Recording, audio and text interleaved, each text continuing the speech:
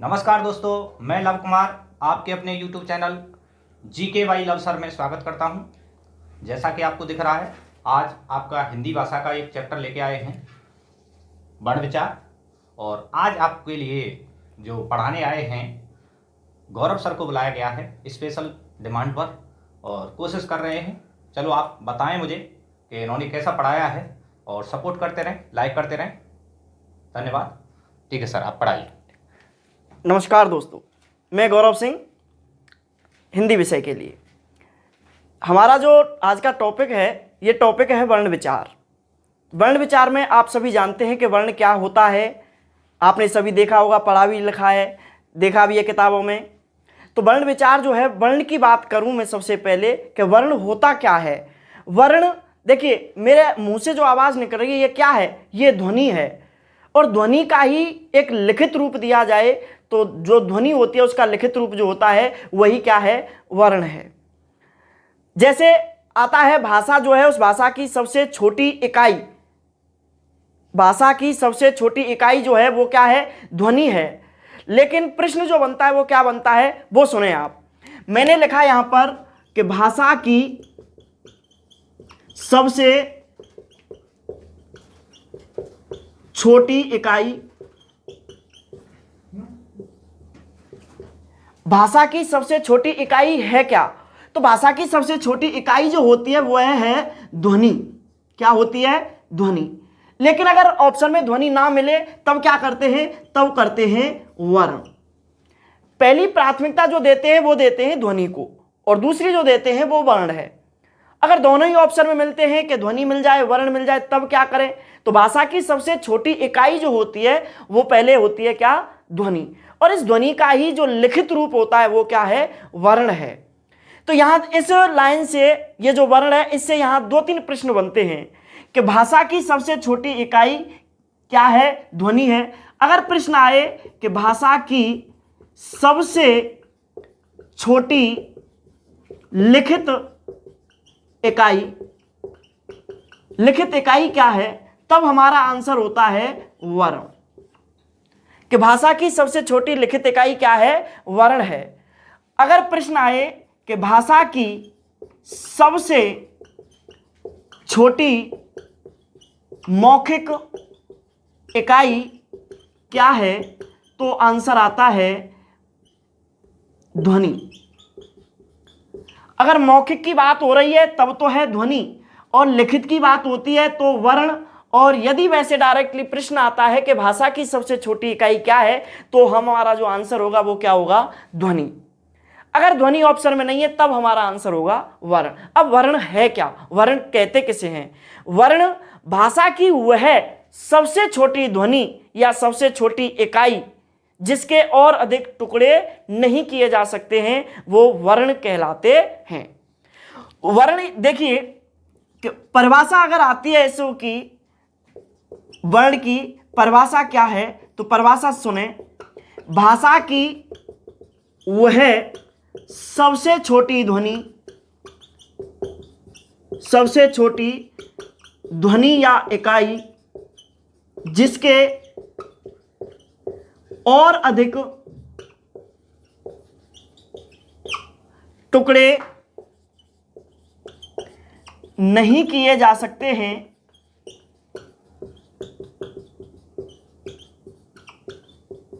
वर्ण कहलाते हैं। भाषा की वह सबसे छोटी इकाई या ध्वनि जिसके और अधिक टुकड़े नहीं किए जा सकते हैं, उसे वर्ण कहते हैं, वह वर्ण कहलाते हैं। जैसे एग्जाम्पल में देखें तो एक शब्द आता है, और एक शब्द है जैसे कमल। अब क्या ये कमल ये वर्ण है? नहीं, ये कमल जो है ये एक शब्द है। और कमल का मैंने देखो परिभाषा ये जो लिखाई है, ये परिभाषा जो है ये क्या है कि वह सबसे छोटी इकाई या ध्वनि जिसके और अधिक टुकड़े नहीं किए जा सकते। जैसे ये कमल है तो इसके टुकड़े करते हैं, तो इसमें अगर अलग अलग करते हैं तो का और मा और ला, ये वर्ण हो गए। एक का, एक मा, एक ला है। लेकिन परिभाषा क्या है कि जिसके और अधिक टुकड़े नहीं किए जा सकते, लेकिन यहां इस क के किए जा सकते हैं। क का में से स्वर निकलेगा अ, ऐसे ये माँ है, माँ से निकलेगा अ, और ये ला है, इस ला से निकलेगा आ। अब ये जो का है, ये आ है, इनके टुकड़े नहीं किए जा सकते, तो ये क्या कहलाते हैं? वर्ण कहलाते हैं। कि भाषा की वह सबसे छोटी इकाई या ध्वनि जिसके और अधिक टुकड़े नहीं किए जा सकते हो, वे क्या कहलाते हैं? वर्ण कहलाते हैं। एक शब्द आता है वर्णमाला। वर्णमाला क्या है? वर्णमाला, एक शब्द आता है वर्णमाला। वर्णों का व्यवस्थित समूह वर्णमाला कहलाता है। वर्णों का जो व्यवस्थित समूह है, ये वर्णमाला कहलाता है। तो आप यहां तक ये समझें कि भाषा की सबसे छोटी इकाई ध्वनि है। अगर ध्वनि नहीं है तो आंसर होगा वर्ण। भाषा की सबसे छोटी लिखित इकाई क्या है? तो वर्ण। अगर भाषा की सबसे छोटी मौखिक इकाई क्या है? तो आता है ध्वनि। इसके बाद वर्ण की परिभाषा पढ़ी। अब यहां तक आप इसका स्क्रीनशॉट ले सकते हैं। देखिए, इसके बाद आगे बढ़ते हैं। वर्ण कितने प्रकार के होते हैं? वर्ण दो प्रकार के होते हैं। वर्ण दो प्रकार के होते हैं।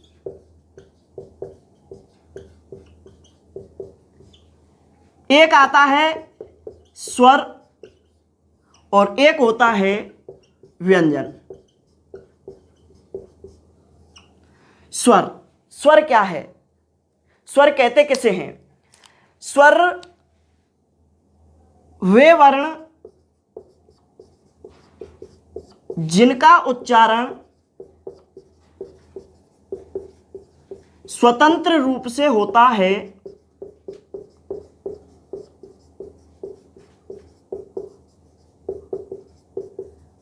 स्वर कहलाते हैं।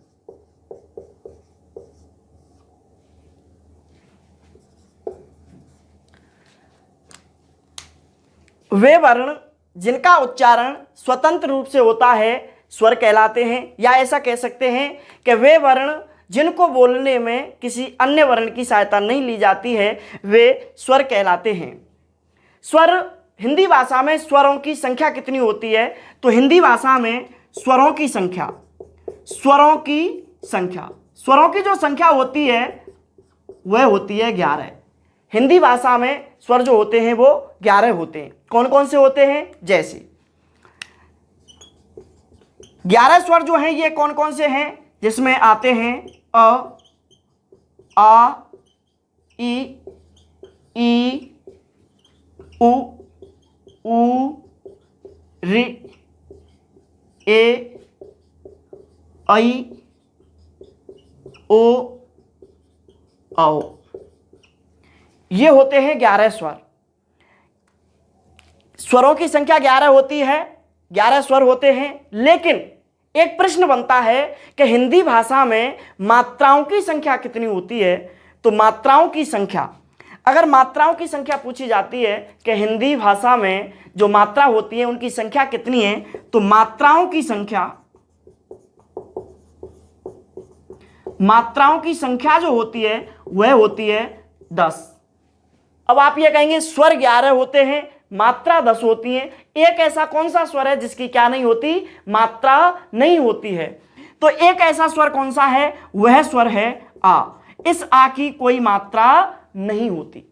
यह जो आ स्वर होता है इसकी कोई मात्रा नहीं होती, इसलिए आ स्वर को उदासीन स्वर कहा जाता है। क्या कहा जाता है? उदासीन स्वर कहा जाता है। अब स्वर हो गए, स्वरों की संख्या हो गई। स्वर कौन कौन से हैं? मात्राओं की संख्या 10। कौन से स्वर की मात्रा नहीं होती है? तो अ की मात्रा नहीं होती है, इसलिए आ जो स्वर है इसको उदासीन स्वर कहते हैं। इसके बाद जो प्रश्न पूछा जाता है, अधिकांशतः पेपरों में जो प्रश्न आता है वो प्रश्न है क्या? प्रश्न आता है जैसे ये स्वर हैं, इन स्वरों का किया जाता है वर्गीकरण। तो स्वरों का जो वर्गीकरण किया गया है वो कितने प्रकार से किया जाता है, कैसे कैसे किया जाता है, वो देखते हैं। तो आप पहले एक बार इसका स्क्रीनशॉट लें, इसके बाद आगे बढ़ते हैं।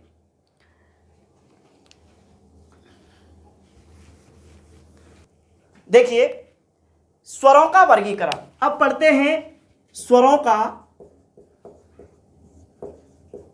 वर्गीकरण। जो स्वर होते हैं, इन स्वरों का जो वर्गीकरण किया जाता है, वह वर्गीकरण कैसे कैसे किया जाता है, किस प्रकार से किया जाता है। जिसमें देखिए पहला जो वर्गीकरण आता है वह है रचना के आधार पर। किसके आधार पर? रचना के आधार पर। रचना के आधार पर स्वरों का जो वर्गीकरण किया जाता है वह कितने प्रकार से किया जाता है? तो स्वरों का वर्गीकरण दो प्रकार से किया गया है। किसके आधार पर? रचना के आधार पर। कौन कौन से प्रकार हैं? जिसमें पहला जो प्रकार आता है जिसे कहते हैं मूल स्वर। कौन से स्वर? मूल स्वर। अब मूल स्वरों की संख्या कितनी होती है? मूल स्वरों की संख्या होती है 4। कुल स्वर जो होते हैं, मूल स्वर जो होते हैं वो कितने होते हैं? 4 होते हैं। कौन कौन से होते हैं? जैसे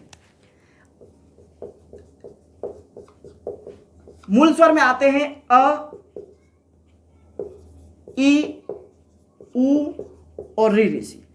ये 4 स्वर जो हैं ये क्या होते हैं? ये होते हैं मूल स्वर।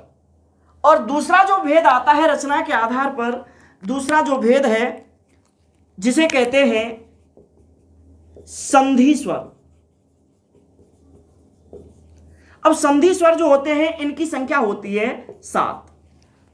अब होते कौन कौन से? तो आप अभी मैंने आपको बताया है कि स्वरों की संख्या 11 होती है। उन 11 में से 4 स्वर जो हैं ये तो हो गए मूल स्वर।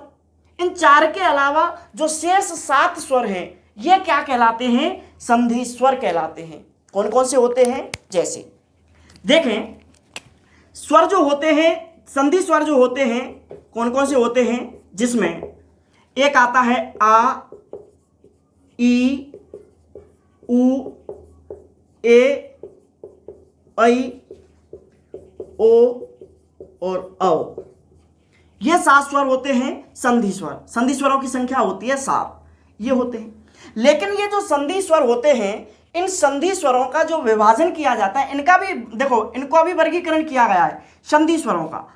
इन संधि स्वरों का वर्गीकरण जो किया गया है वो कैसे कैसे? 2 प्रकार से किया जाता है। एक तो होते हैं जिन्हें कहते हैं दीर्घ संधि स्वर। एक दूसरा जो वर्गीकरण किया जाता है वह किया जाता है जिसे कहते हैं संयुक्त संधि स्वर। दीर्घ संधि स्वर और संयुक्त संधि स्वर होते कौन कौन से हैं? तो दीर्घ संधि स्वर जो हैं जिसमें आते हैं, देखिए आ, ई और उ।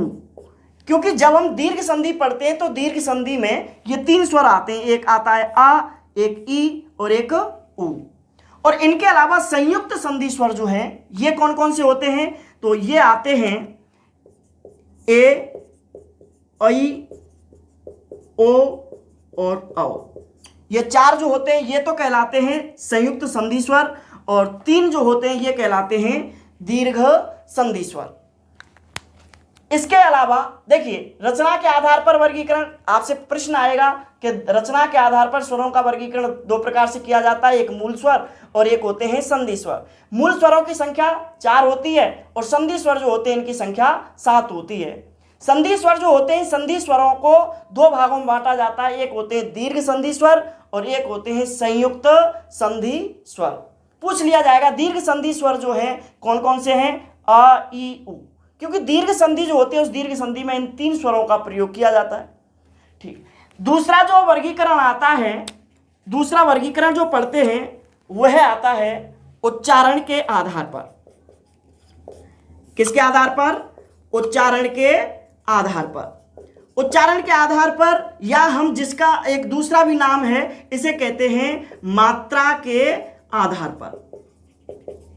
अब मात्रा के आधार पर या उच्चारण के आधार पर, मात्रा क्या है? मात्रा का मतलब होता है कि किसी वर्ण का उच्चारण जब करते हैं तो उसमें लगने वाला समय। अब मात्रा से मतलब जैसे अभी हम वर्ण पढ़ेंगे एक मात्रिक स्वर या द्विमात्रिक स्वर, तो एक मात्रिक स्वर होता कितना है? जितना कि एक चुटकी बजाने में समय लगता है वह एक मात्रा का समय है। जितना कि पलक झपकने में समय लगता है वह एक मात्रा का क्या होता है? समय होता है। तो मात्रा के आधार पर या उच्चारण के आधार पर स्वरों का जो वर्गीकरण किया गया है यह दो प्रकार से किया गया है। दो प्रकार कौन कौन से हैं? देखिए, पहला जो प्रकार आता है जिसे कहते हैं ह्रस्व स्वर, और दूसरा जो प्रकार आता है जिसे कहते हैं दीर्घ स्वर। ह्रस्व स्वर और दीर्घ स्वर। ह्रस्व स्वर क्या है? ऐसे वर्ण या वे स्वर जिनका उच्चारण करने में एक मात्रा का समय लगता है वो ह्रस्व स्वर कहलाते हैं। इनके उच्चारण में एक मात्रा का समय लग रहा है। जब एक मात्रा का समय लगता है तो वे स्वर कहलाते हैं एक मात्रिक स्वर। तो ऐसे ही ह्रस्व स्वर जो होते हैं, इन ह्रस्व स्वरों का एक और नाम है, इसे कहते हैं एक मात्रिक स्वर। और दीर्घ स्वर जो होते हैं इनके उच्चारण में दो मात्राओं का समय लगता है, इसलिए इन्हें कहते हैं द्विमात्रिक स्वर। ह्रस्व स्वर जो होते हैं इन्हें कहा जाता है लघु स्वर। क्या कहते हैं इन्हें? इन्हें कहते हैं लघु स्वर। और जो दीर्घ स्वर होते हैं इनको कहते हैं गुरु स्वर। अब ये बात आती है कि ह्रस्व स्वर और दीर्घ स्वर जो होते हैं ये होते कौन कौन से हैं, इनकी संख्या कितनी होती है? तो बात स्वरों की हो रही है, 11 स्वर है। उन 11 स्वरों में से देखिए, ह्रस्व स्वरों की बात करें तो ह्रस्व स्वरों की जो संख्या आती है वो आती है 4। कौन कौन से होते हैं? इसमें आते हैं अ, ई, उ और री, ऋ, सी। ये 4 स्वर हैं, ये कहलाते हैं ह्रस्व स्वर। और दीर्घ स्वर जो होते हैं इनकी संख्या होती है 7। कौन कौन से होते हैं? इसमें आते हैं अ, एक सेकंड,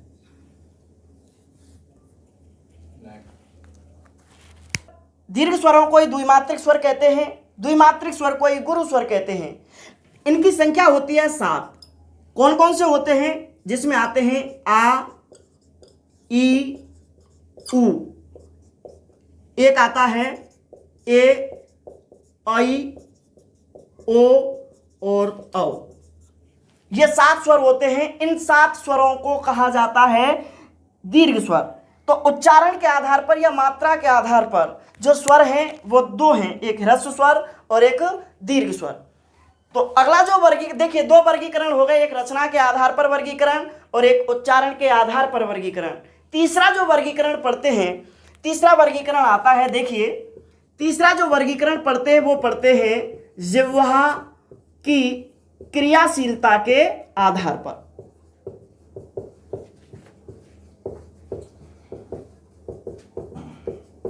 जिह्वा की क्रियाशीलता के आधार पर। अब जिह्वा की क्रियाशीलता के आधार पर स्वरों का जो वर्गीकरण किया गया है वह कितने प्रकार से किया गया है? वह किया जाता है 3 प्रकार से। कौन कौन से प्रकार हैं? जिसमें पहला जो प्रकार आता है वह है अग्रस्वर। दूसरा जो आता है जिसे कहते हैं मध्य स्वर, और तीसरा जो आता है जिसे कहते हैं पश्य स्वर। अब होता क्या है, अग्रस्वर, मध्य स्वर, पश्य स्वर में इनमें हम कंफ्यूज होते हैं कि कौन सा वर्ण अग्रस्वर होता है, कौन सा स्वर मध्य स्वर होता है और कौन सा पश्य स्वर होता है। तो इसको याद करने, देखो रटने नहीं है, याद करने, समझना है। कैसे समझेंगे? थोड़ा आप समझ लें इधर कि हमें करना क्या है। हमें एक डायग्राम बनाना है, एक चित्र बनाना है इस प्रकार, और ऐसे चित्र जब बनाएंगे तो इस प्रकार 2 लाइन खींचनी है और एक वी की आकृति बना देनी है। इसमें हमें करना क्या है, यहां देखिए मैं पॉइंट लगा रहा हूं और वहां उन्हीं पॉइंटों के स्थान पर हमें वर्ण लिखने हैं। अब वर्ण लिखने कौन कौन से हैं वो समझिए। ये पहला जो पॉइंट है, इस पॉइंट पर हमें लिखनी है छोटी ई, बड़ी ई और एक वर्ण और है री, ऋ, सी। इसके अलावा यहां जो लिखना है वो लिखना है छोटी ए और यहां लिखेंगे बड़ी ए। इसके अलावा यहां देखें,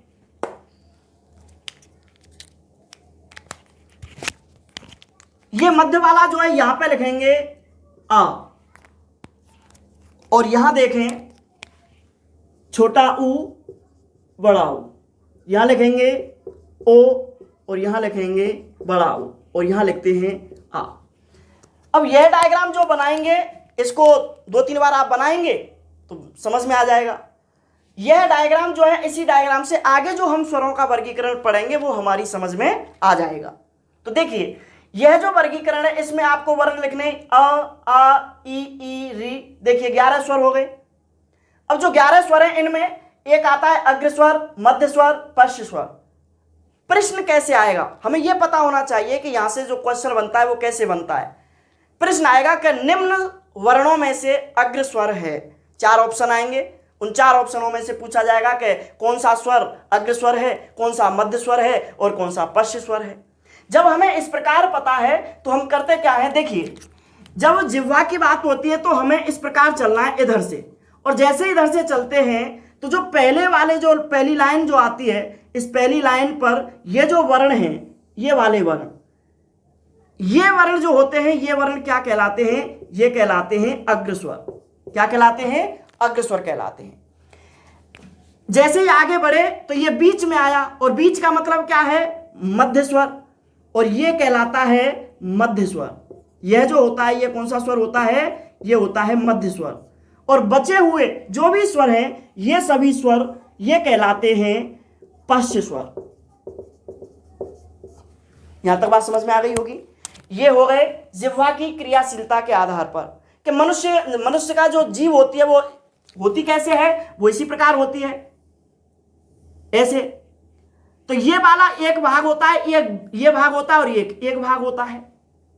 तो जैसे ही हम इधर से चल रहे हैं तो ये आगे वाला आया तो ये अग्र भाग एक बीच में है, ये मध्य भाग एक आता है जिसे कहते हैं पश्च भाग, पीछे वाला भाग है।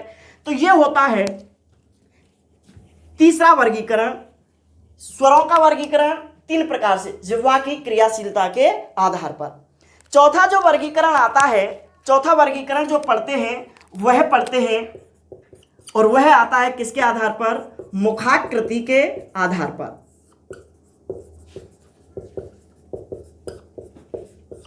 मुखाकृति के आधार पर ऐसा वर्ण जिसका उच्चारण जब हम करें तो उच्चारण करते समय मुख की आकृति, देखिए 2 शब्द है मुख और आकृति। मुख की आकृति, जैसे मुख की आकृति जो बनती है वो कैसे, तो इस आधार पर स्वरों का वर्गीकरण जो किया जाता है वह कितने प्रकार से किया जाता है, वह 4 प्रकार से किया जाता है। कौन कौन से प्रकार हैं, पहला जो प्रकार आता है जिसे कहते हैं समृत स्वर।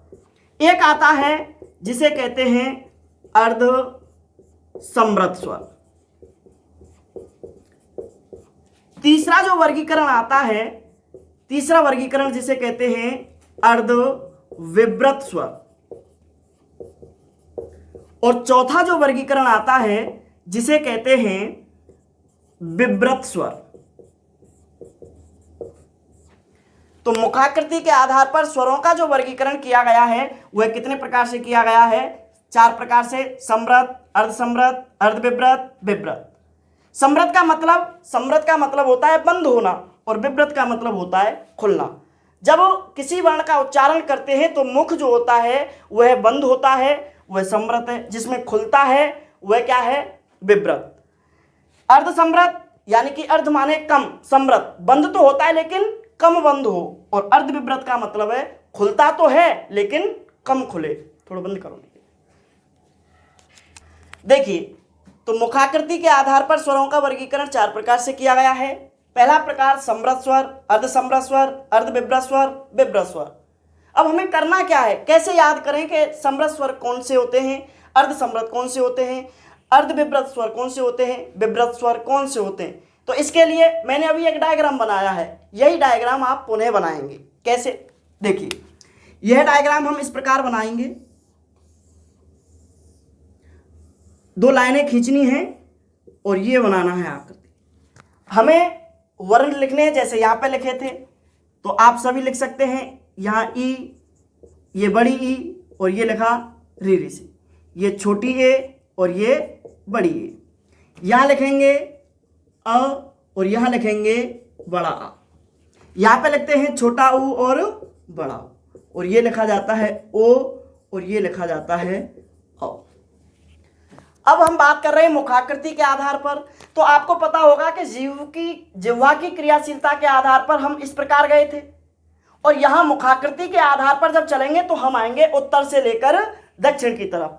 तो जैसे उत्तर से दक्षिण की तरफ आते हैं, इधर से आते हैं, तो क्या देखते हैं कि जो पहली लाइन है इस पहली लाइन पे कौन कौन से वर्ण आ रहे हैं? पहली लाइन पे वर्ण आ रहे हैं एक ई, बड़ी ई, री ऋषि, ऊ और बड़ा ऊ। तो ये 5 स्वर जो होते हैं, ये 5 स्वर कहलाते हैं समृत स्वर। क्या कहलाते हैं? समृत स्वर कहलाते हैं। जैसे नीचे की तरफ बढ़ते हैं तो ये अगली लाइन आई, और ये जो अगली लाइन है, इस अगली लाइन पे 2 वर्ण आते हैं, एक ए और ओ। तो ये दोनों जो वर्ण हैं ये क्या कहलाएंगे? अर्ध समृत स्वर। आप इनको थोड़ा क्रम से याद करें ताकि आपको आसानी रहे।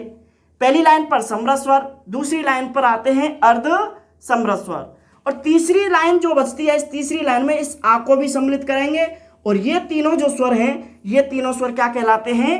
अर्ध विभ्रत स्वर। और बचा क्या? एक आ बचता है। यह आ होता है कौन सा? विभ्रत स्वर। तो मुखाकृति के आधार पर ये 4 प्रकार हो गए। इसके अलावा एक वर्गीकरण जो पढ़ा जाता है जिसे कहते हैं,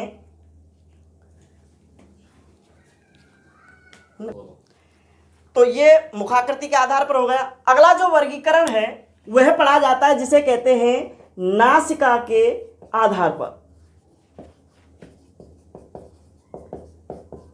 नासिका के आधार पर, यह 5वां वर्गीकरण है।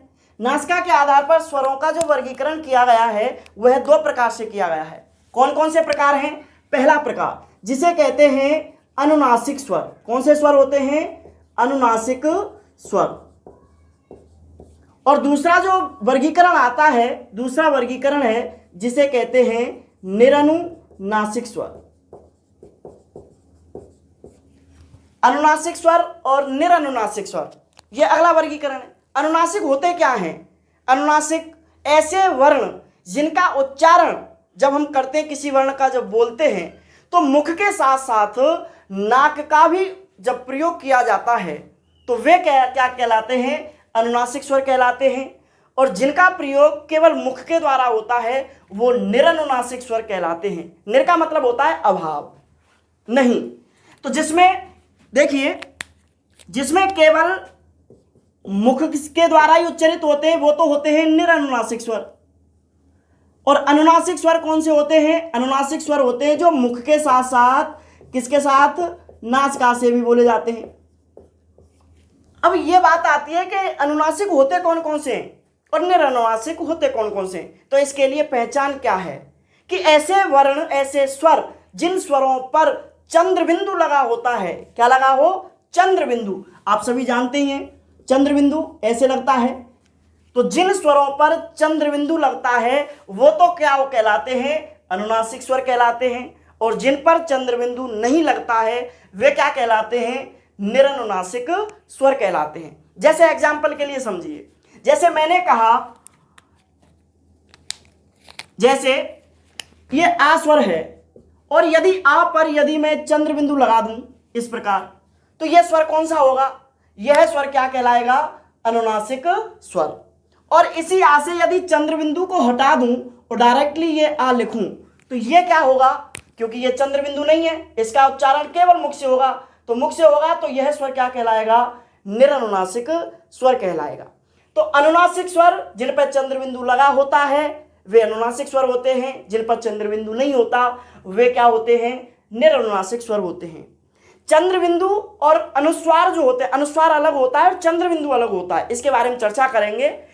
देखिए, तो ये नासिका के आधार पर 2 वर्गीकरण हो गए, अनुनासिक स्वर और निरनुनासिक स्वर। एक अंतिम वर्गीकरण जो पढ़ा जाता है स्वरों में वो क्या है? वह आता है जिसे कहते हैं ओष्ठाकृति के आधार पर। देखिए यहां लिख देता हूं 6ठा वर्गीकरण, और अगला जो वर्गीकरण है वो है कौन सा? ओष्ठाकृति के आधार पर।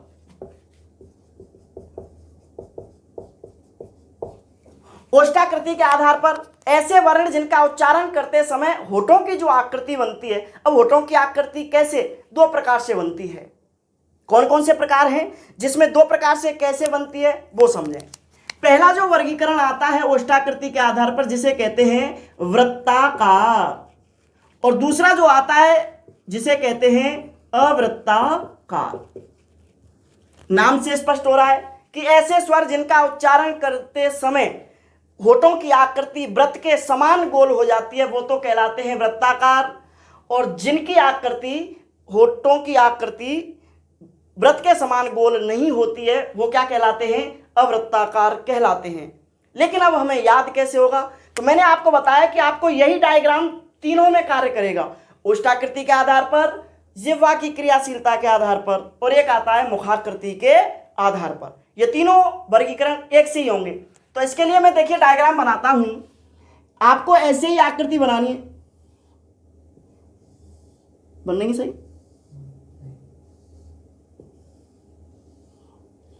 देखिए जैसे हमने यहां वर्ण लिखे थे ऐसे ही वहां पे वर्ण लिखने हैं।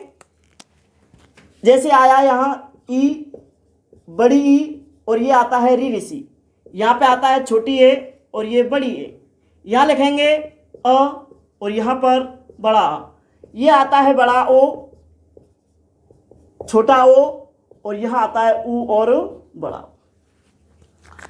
ओष्ठाकृति के आधार पर स्वरों का वर्गीकरण दो प्रकार से किया गया है, एक वृत्ताकार और एक अवृत्ताकार।